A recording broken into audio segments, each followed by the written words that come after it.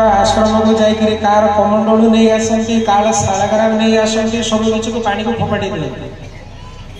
से जगह मुनि ऋषि मान अभिशाप देदेले जे नल नील तमें जहाँ पानी रे पकेब सब भाषब माने शालग्राम भी पानी रे पकेला शालग्राम भी पानी ऊपर भाषिबे आज से अभिशाप का आशीर्वाद हो गला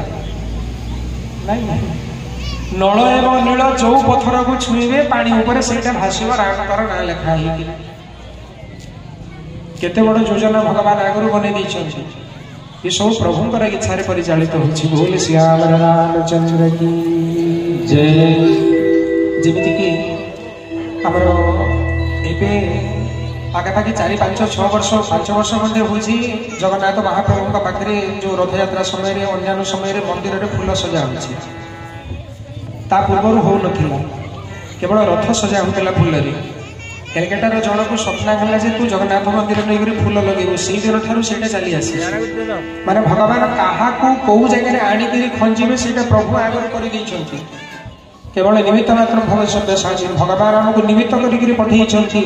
आम द्वारा काम करने भया तुर लोक सुना देवे